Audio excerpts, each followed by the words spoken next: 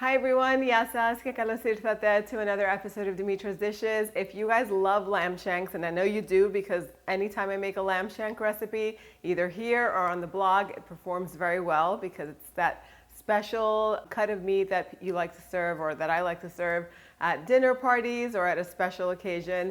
Today, I'm gonna teach you how I make my Lemony lamb shank and potatoes, kind of like a sheet pan meal.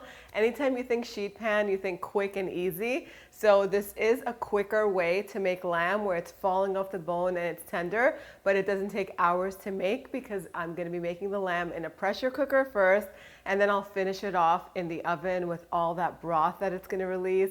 The potatoes are gonna soak that all up and just have so much flavor. Let me show you how I make it. Okay, we're gonna begin with the lamb shanks. I have 4 decent sized lamb shanks here. They've been washed and patted completely dry. You can brown these in the pressure cooker with the sauté function. It's just gonna take longer and I'm really trying to save time here. And since these are gonna roast later on, they're just gonna go in the same tray anyway. My oven is preheated to the broil setting. I'm just gonna season these with some salt and freshly cracked black pepper, very simply on both sides.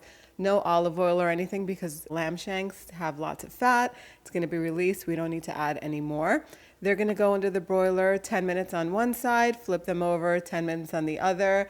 You're gonna have no mess to clean up on the stovetop or in your pressure cooker, and it's just gonna happen so quickly. In the meantime, I'll prepare the remaining ingredients. So I have 1 onion here. I'm gonna peel it and finely chop it. And this will go in my pressure cooker that's set to the sauté setting. My pressure cooker tends to get really hot, so keep an eye on it. You don't want to step away at this point because it could burn your onions if yours runs a little bit hot too. If that happens, you could either take out that stainless steel insert for a little while or just turn it off so that way it can cook with the residual heat. We're just cooking the onion in a little bit of olive oil until it's nice and soft and golden. Once that happens, I'll add in my grated garlic cloves. You can add as much as you like. I grated about 6 garlic cloves. You can put a minimum of 3 in there if you want. More is better in my opinion. Just warm them through until they're fragrant, and then I'll go in with a heaping tablespoon of tomato paste. Cook that down as well. It gets rid of that bitter taste. Then the lamb shanks are going to go in here with the seasonings. I'll add 1 cup of water to this with the juice of a lemon, teaspoon of salt, a little bit of freshly cracked black pepper, a teaspoon of dried crushed oregano, ground cumin. You could do half a teaspoon or 1. I go a little bit heavier on the spices. It really helps with the lamb flavor. And then a teaspoon of ground coriander. This is going to get covered, and I'll set my pressure cooker to pressure cook at 45 minutes. In that time, the lamb is going to become so nice and tender. After 45 minutes, you could either let it naturally release, which takes about 20-30 minutes, or you can wait 10 minutes and then release the steam manually. And you'll see that the lamb shanks are so tender. The meat should be almost falling off the bone. There'll be some nice broth in there, which the potatoes are going to cook in. I'm using these small golden potatoes. I'll just quarter them. The big ones are going to get quartered, and then the small ones, I'll just cut them in half, arrange them on the baking tray. I'm using the same baking tray from before. I'll drizzle just the tiniest bit of olive oil on them, some salt, freshly cracked black pepper. I have a little bit. I did wash this pan because I used it for another recipe, so it got pretty burned. But I did reserve the fat that was released when the lamb was browning, and I'll coat some of the potatoes in that. I already put salt and freshly cracked black pepper, like I said. The juice of a lemon. I love lemon with lamb and potatoes. Just tastes so good.